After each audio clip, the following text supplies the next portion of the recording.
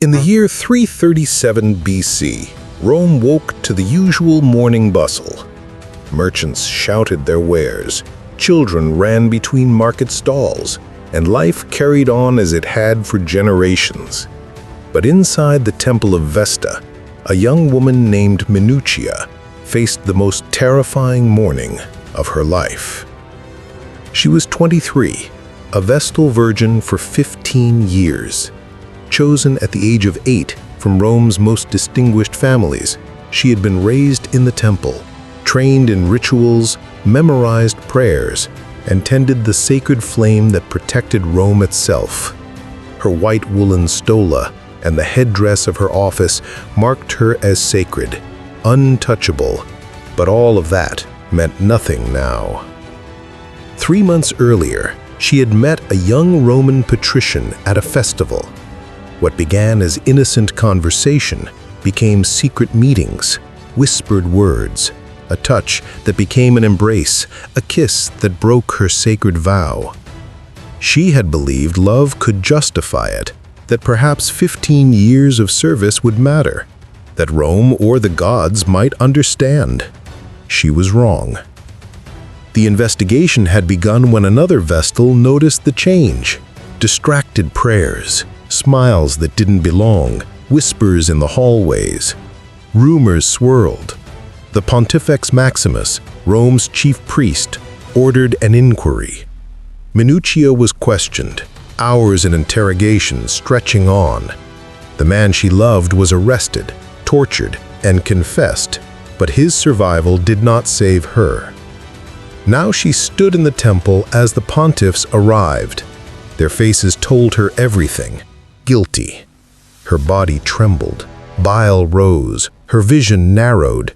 The Pontifex Maximus pronounced the ritual verdict, incestum, violation of her sacred body. Her punishment was absolute. No mercy, no appeal. She would be dressed in funeral garments, carried through the streets on a covered litter, and sealed alive in the Campus Scaleratus, the underground chamber designed for this purpose. There she would remain until she died of suffocation, starvation, or thirst, her screams unheard, her prayers unanswered, her body left to rot, because spilling her blood directly would be sacrilege. And yet, as horrifying as her fate was, Minucia's story was not unique. Across centuries, Rome executed dozens of vestals. Urbania in 216 BC, Oppia in 483 BC, Cornelia in 91 BC, Aemilia, Lania, Marcia in 114 BC, Caparonia in 266 BC, Floronia in 216 BC, and many more whose names history forgot. Today we will explore how this system operated, why it existed, and what it reveals about human nature and society's capacity to normalize cruelty. Urbania's story demonstrates the system's vulnerability to political and military crises. Born in 230 BC, she was selected as a vestal at age 10 from a senatorial family honored by her appointment. For 14 years, she served faithfully, maintaining the sacred flame, performing her duties, and showing exemplary devotion. But in 216 BC, Rome faced one of its greatest disasters. Hannibal had crossed the Alps, defeated Roman armies, and at Cannae slaughtered tens of thousands of soldiers. Rome was in shock. The survivors returned with tales of destruction. Families mourned. The Senate panicked. The Romans looked for divine explanations. Someone, somewhere, must have offended the gods. The Vestal virgins became an obvious target. Urbania was accused, though evidence was flimsy. Witnesses claimed to see her near men, suggested she seemed distracted, or simply implied impurity. The trial was swift. Her testimony, her devotion, her years of faithful service, all counted for nothing. She was executed in the Campus Sceleratus, alongside Floronia, another accused vestal. She died underground, innocent, a victim of panic and ritual necessity. Oppia's case, one of the earliest recorded, established a precedent that would last centuries. Accused of failing her sacred duties, possibly even falsely, she faced execution in the same brutal manner. Unlike later victims, Oppia screamed as she was carried through the streets. She begged for help, appealed to the gods, resisted her fate. Yet the law prevailed. Lowered into the underground chamber, her voice muffled by stone and earth, Oppia died alone. Rome moved on. These stories, across different times, share a chilling commonality. The system prioritized ritual and societal order over the life of any individual vestal. To understand why Rome treated these women so harshly, we must understand the system itself. The Vestals, possibly established by King Numa Pompilius in the 8th century BC, were sacred guardians of the eternal flame in the Temple of Vesta.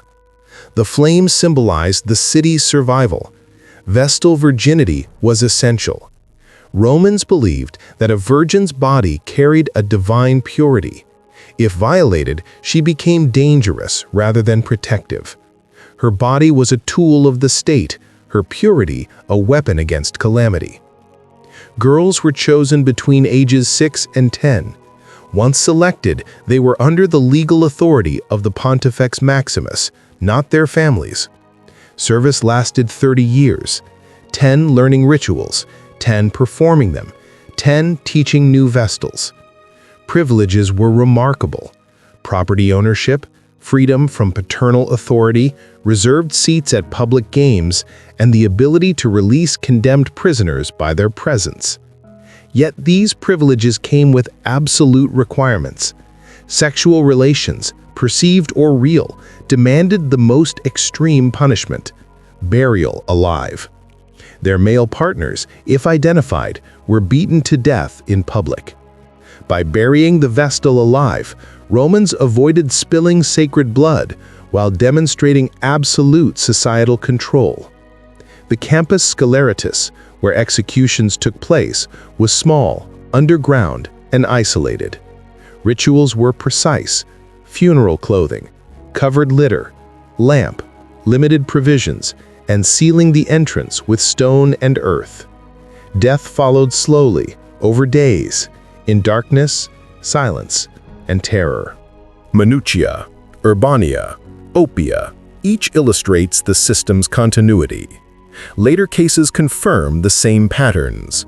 Caparonia, 266 BC, accused of improper relations, evidence circumstantial, executed regardless, replacement vestal chosen as a warning.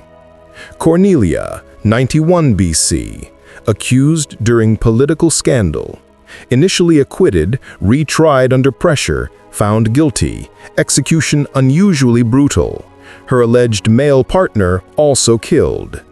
Aemilia, Licinius, Marcia, 114 BC, multiple vestals executed simultaneously, showing how accusations could cluster and reinforce control over others.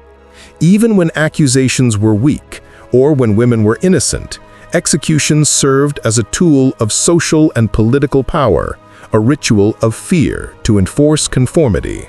The system exacted a profound psychological toll. Vestals lived under constant surveillance, their behavior policed by peers and priests. Friendships were complicated by the fear of betrayal. Isolation from society deprived them of normal human experiences: childhood play, romantic relationships, family bonds. Sexual desire and human connection were suppressed, often for decades. Some internalized the system, believing their sacrifice noble. Others fantasized about life after 30 years of service, imagining freedom, marriage, children, though most struggled with reintegration. Some broke, risking relationships despite the consequences, choosing human connection over ritual obedience. Roman society largely accepted the system. Public discussion focused not on morality, but on ritual compliance.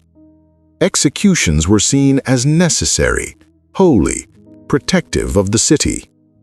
The normalization of such violence shows how societies can justify atrocities when wrapped in religious or political language. Even vestals who survived were shaped by this system. Obsessive rule-following, fear of misinterpretation, rigid adherence to ritual. The system used fear to control, and fear alone. Some vestals did resist. Cornelia cursed her executioners. Oppia screamed for mercy. Others invoked divine intervention. Tusia, accused in the 5th century BC, carried water in a sieve, a vessel that should leak, but completed the ritual without spilling a drop.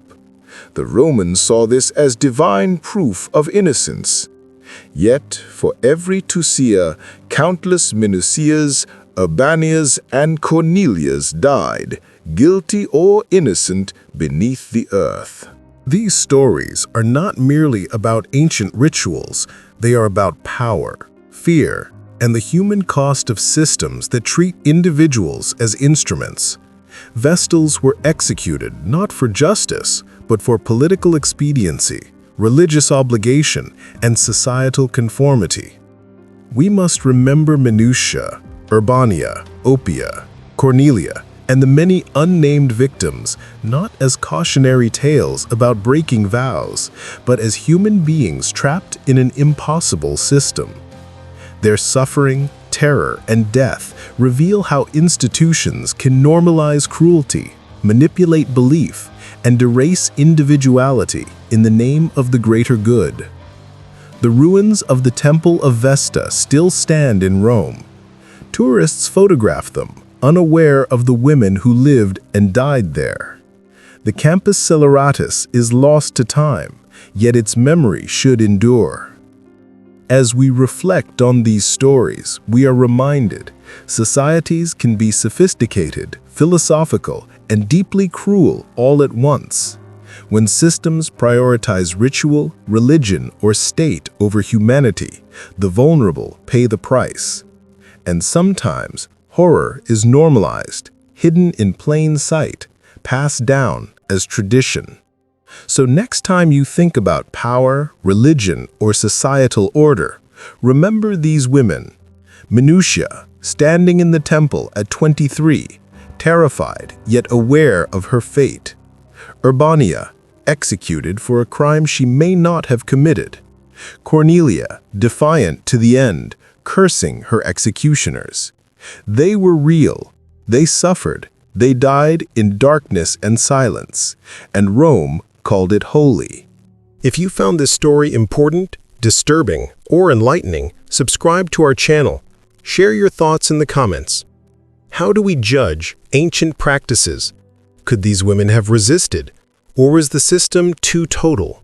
What does it teach us about power, fear, and the human cost of societal control?